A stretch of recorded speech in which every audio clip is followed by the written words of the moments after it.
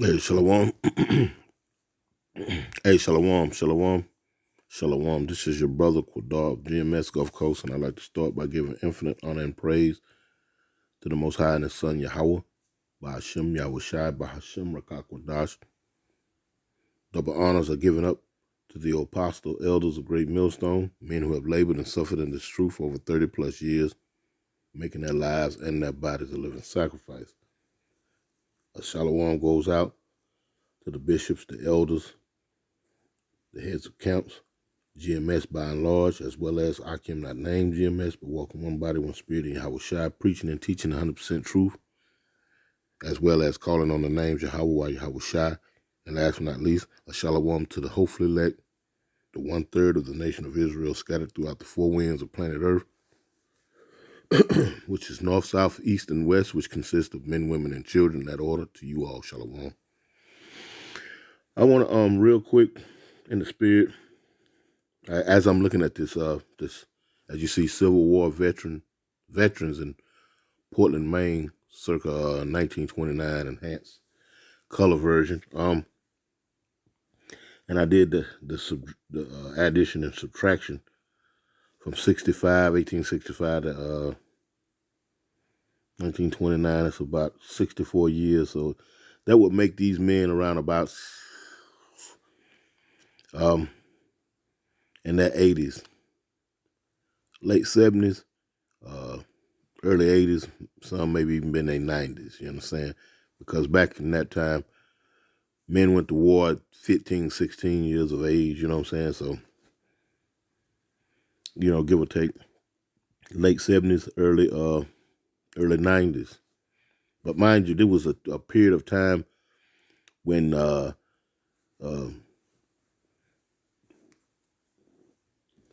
America was, I ain't gonna say she was too young, but she's younger at this period of time. She's younger than what she is now, obviously.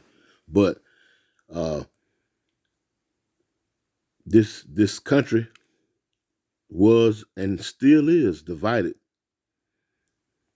Like I said, let me say that again. This country was and still is divided, and this is just the records of that. We always say, check his track record, check his track record, and it shows that this man, as I like to point out, he's not righteous, and there's no way, no kind of how that he can be righteous. You know what I'm talking about? He cannot be a good quote unquote human being.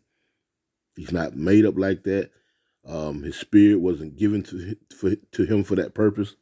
His physical attributes, as far as being a non-melanated quote unquote human being, he doesn't fare well over time dealing with sunlight. So this man was just set up to be a punishment, or rather a sword in the hands of the Lord. Matter of fact, I'm gonna open up with that scripture. Let me go real quick before we open up. I think it's Psalm 17. Let's see. This is King David, a prayer of protection against oppressors. And is not this man our oppressor, Anyway, I'm going to get straight to the point here. This is Psalm 17. And to prove that this man is the sword or the whipping stick of the Lord. This is Psalm 17 and 13, and it reads, "Arise, O Lord Yahweh, disappoint him." And the him is talking about the so-called white man. "Cast him down, deliver my soul from the wicked, which is thy sword." Let's read that again, Psalm 17 and 13. And it reads, "Arise, O Lord Yahweh, disappoint him, cast him down, deliver my soul from the wicked, which is thy sword." Now, the earth was given into the hands of the wicked. We're going to read that real quick. This is Job 9, and straight to the point, and 24, and it reads, it says, "The earth is given into the hand of the wicked."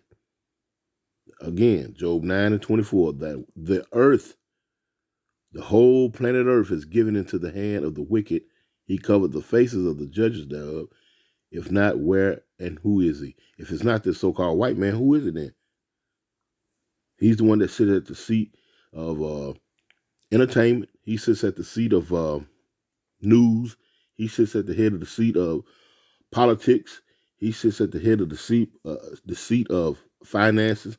He sits at the head of the seat of decision making. You know, when we had this CV Axel 19, was it not him that gave the edict that everybody wear masks from China to the United States, from the Far East all the way to the Far West? Then if it ain't him, then who is it? A rhetorical question, because we know it's him. You know, evidence points to that. Now, let's go to let's prove that he is the wicked.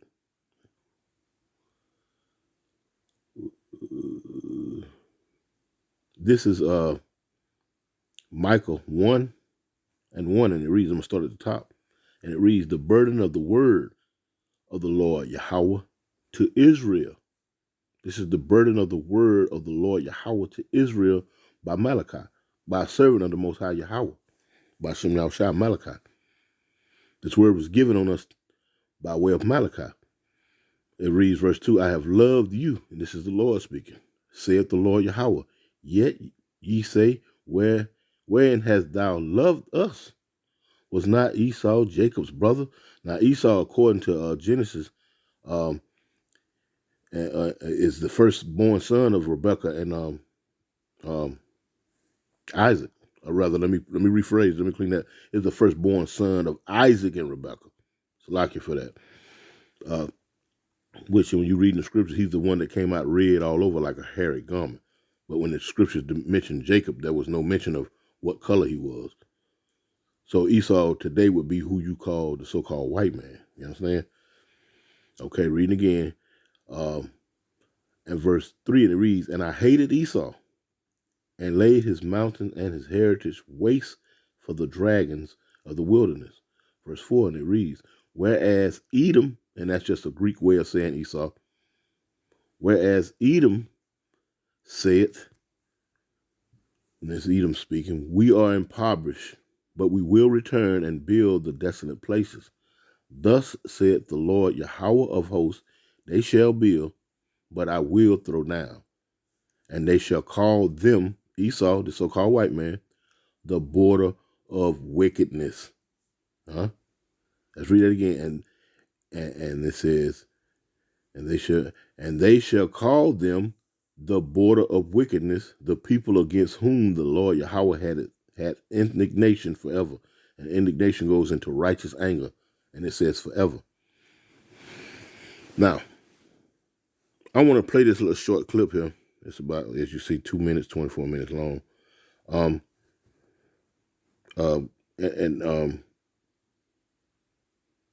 And this give reverence to this man as a non-peaceable, and I say this a lot, you know, I'm going to keep harping on this, because you may have you just never know. The Lord may send a new viewer, a new sheep by, and just to see the video, or whatever the case may be. All this is being wielded by the Lord, so if it sounds a little repetitious to you, you know, hey, it is what it is. But I'm going to hop on this because I want to drive that point home, or rather through the Spirit, I want to drive that point home, that there's no friends, there's no getting along with these folks. These folks have a problem with themselves. As we're going to see in this clip here, all your major wars, beginning with World War I, II, and this last one, will be fought mostly by them. It's because the in-house fighting between them. You know, that's what that's all about. You know, as the scripture says that the Lord shall stir up jealousy. You know, matter of fact, we're gonna grab that, and this right here, this clip you're gonna see here, or rather the remnants of those men that fought a war that was dealing with jealousy. You know, let me go and get this script real quick. We're gonna start it. Let's see. Let's go to Isaiah 43, I think it is. Let's see. Yeah. Isaiah 43, real quick.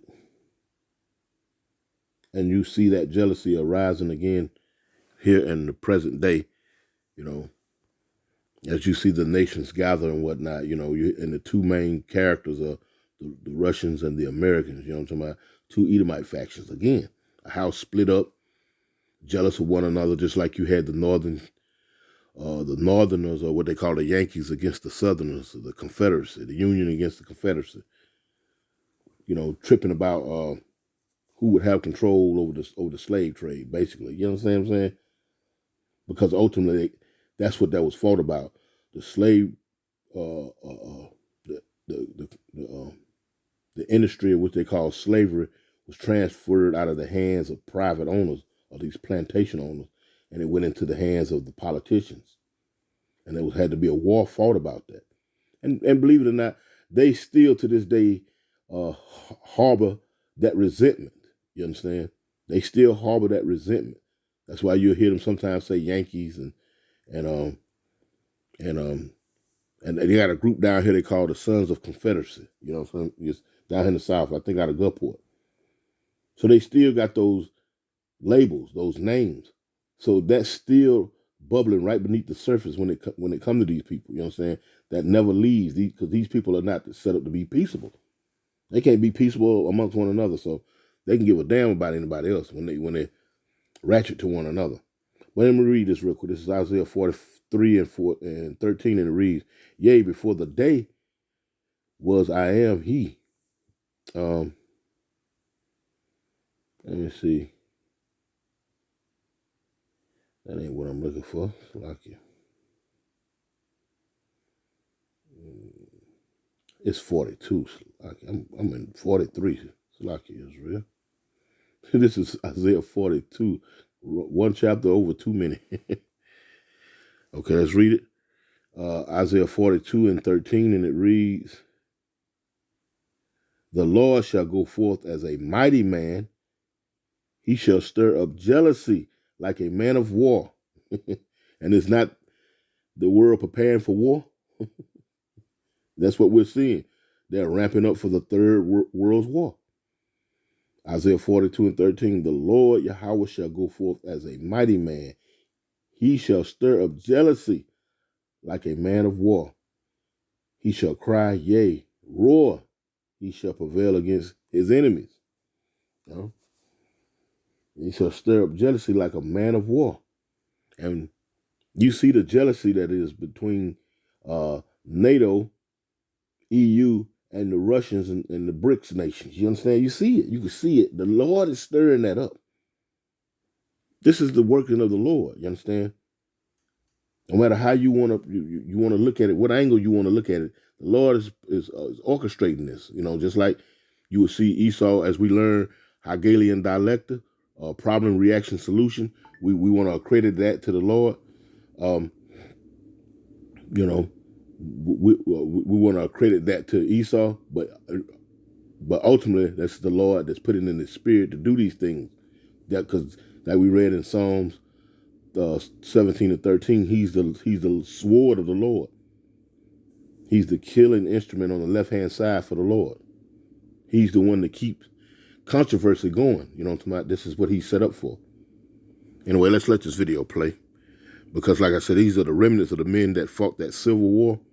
And mind you, it was another in-house fight. As you go through history, as this man has ruled and has reigned upon the earth in the past 5 or 6 centuries, you know what I'm talking about? There's always been in-house fighting between them, you know, always. And this last war will be no different. We're just checking his track record to prove.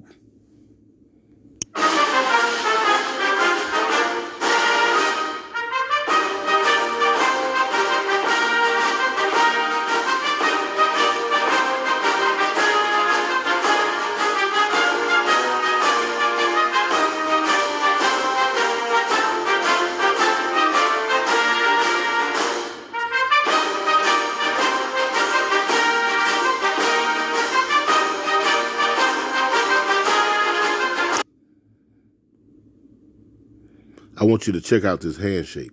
This is a Masonic handshake. The thumb over the knuckle. Check it out. This is nothing new. They've been doing this for centuries.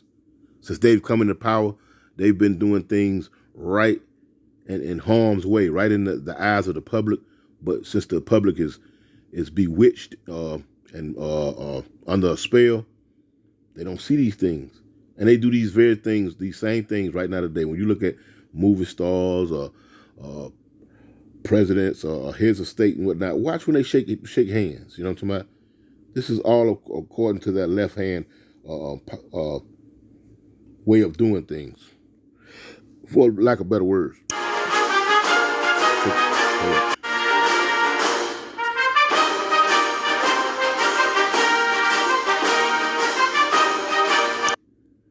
You see it? There it is. So when you hear the apostle elders, beginning with those men, the bishops, the elders, on down to those men, the heads of camp, brothers such as myself point these things out. We're not doing this out of no envy or no jealousy. We're pointing out the facts. We're pointing out the obvious that most people can't or refuse to see. You understand? Through ignorance or just willingly being ignorant, whatever the case may be, whatever it is with you, we're pointing them out nevertheless. This man has a track record, and we're gonna bring it to the forefront. But let the video play. I just wanted to point that out.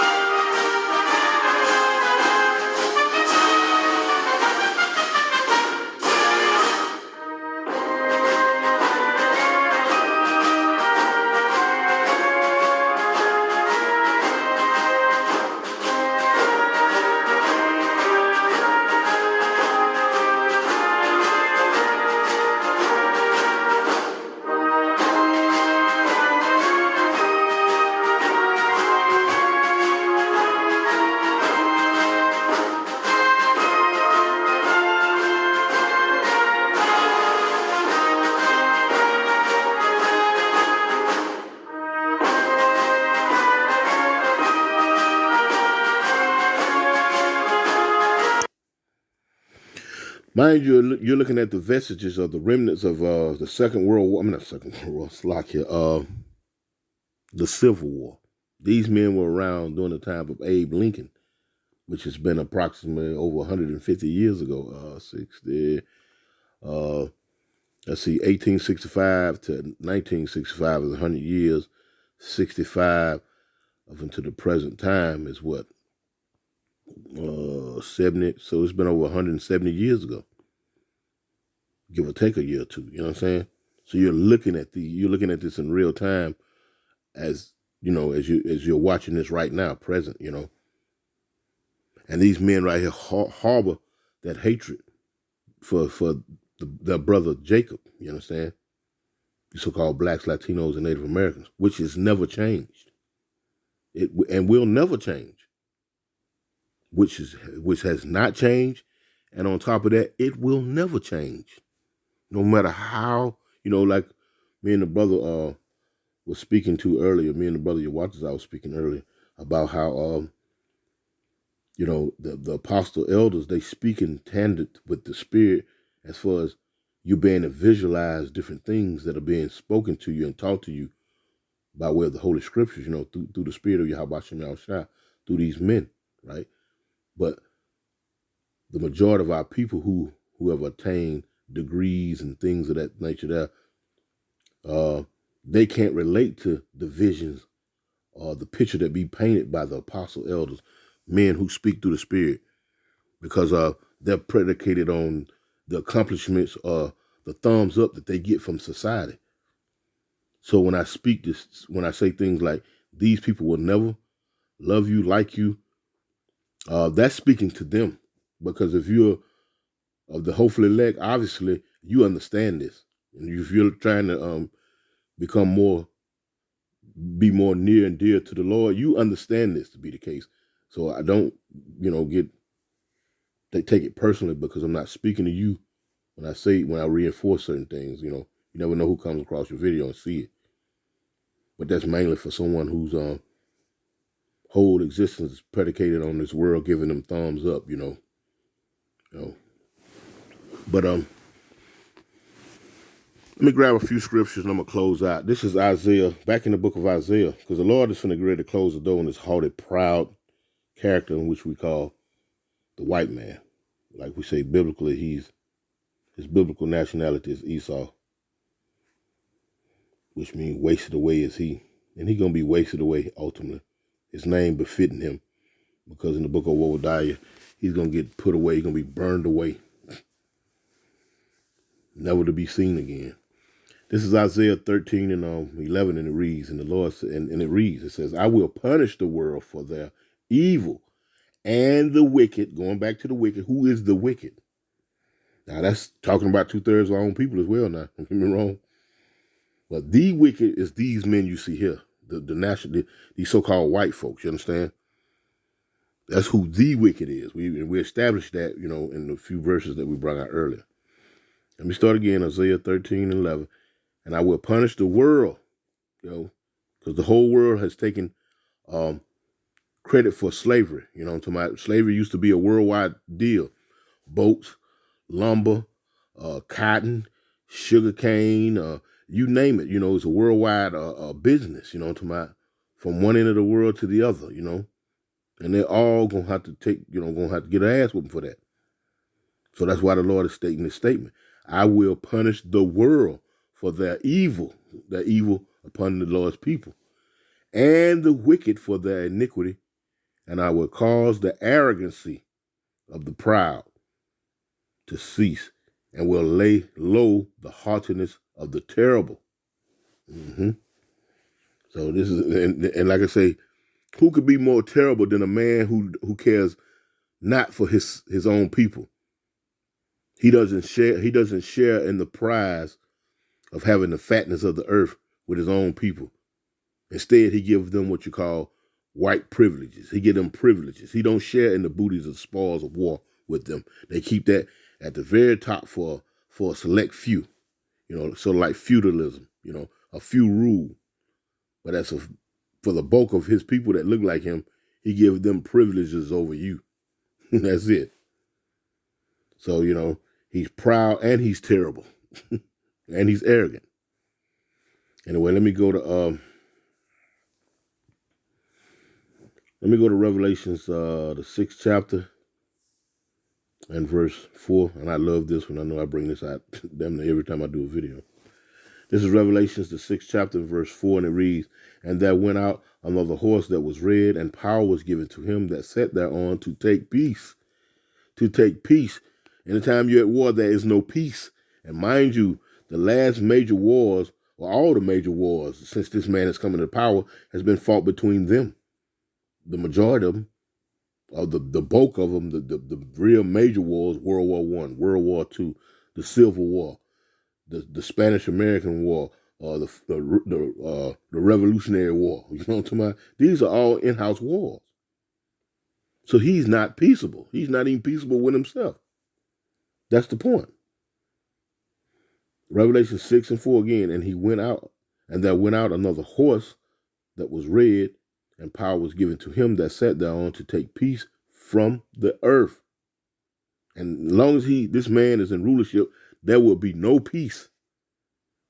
He was set up to take peace from the earth. So that means there will be no peace as long as these people that you see here, you see them?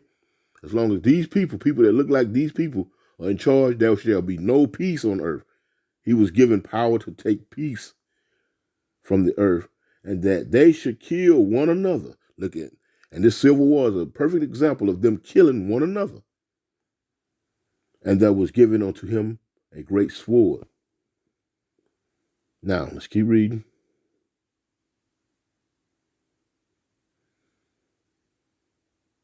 And that's the point. I ain't gonna read no more on that. That's the point. I don't want to destroy the point. That's the point. That is the point. And like I said, ultimately, these people gonna have to be dealt with, man. And they are. We're seeing the signs. the coming to the end of his kingdom. This is Sirach 14:5, and it reads, it says, "He that is evil to himself," again, proven, the Civil War was fought against white Southerners and white Northerners. You understand? What they call the Union and the Confederacy. You know what I'm talking about? He that is evil to himself. And mind you, you see all these homeless people out here, the majority of them are them. 2, 3, 4, 5 time losers in their own society. You understand? So, so where's the help? The people who are worth hundreds of trillions of dollars look like them. The people that are the majority of the people you see homeless out here. That's being evil to yourself, being evil to your brother. It is what the proof is in the pudding. Okay, Sirach 14:5. He that is evil to himself, to whom will he be good? He shall not take pleasure in his goods. There is none worse than him. There is none worse than he that envied himself. And this is the recompense of his wickedness. This is the payback of his wickedness. He can't get along with one another.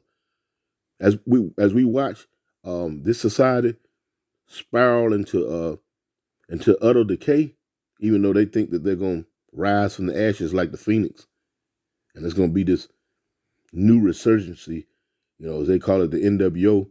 That's all a trick that the Lord is playing on them. You know what I'm talking about? But it goes again, there is none worse than he that envies himself. Because you see that one half of the so-called white man society, the Edomites, the Russians and Chinamans and all of their little Googlings. And I'm not saying that the Chinamans are Edomites, but they're breaking away from this particular financial setup so they can get around those sanctions, But mind you, like I say, we're not ignorant. We know ultimately what all this leads to. I'm not going into that right now, but again, the scriptures read that there is none worse than he that envied himself, and this is the recompense. This is the payback of his wickedness. He's jealous of himself. He's jealous of what his brother can do, and all of the above. Verse 7, it says, "And if he doeth good, he doeth it unwillingly, and at the last he will declare his wickedness." And at the last he will declare his wickedness. You know what I'm saying? These people right here in a nutshell. Proud. Now, mind you, these men right here, they was during a time when, they can walk in so-called black folks' houses back in the days. Just to, look, I want this boy to come out here and work my field for me. And Jake couldn't put up a fight against that. You know what I'm talking about? They string you up. You know what I'm talking about? And they still doing those things today. Now, don't get me wrong, but back then it was just wide open. It was just wide open. They didn't have to be so. What they say when you're doing stuff undercover. Well, they was wide open with it back then. 170 years plus years back, they didn't have to conceal a lot. They just did how they felt, and that's to perform pure wickedness, But anyway, I just wanted to touch on that. These, and we're in those days now where you finna see these people right here fight against another group of people that look like them. But this time they're going to be slanging bombs from one continent to the next. Anyway, Lord willing, it was edifying. I want to close out by giving infinite honor and praise to the Most High and His Son, Yahweh Ba'Shem Yahushua, double honors to the apostle elders of Great Millstone. And with that, Shalom.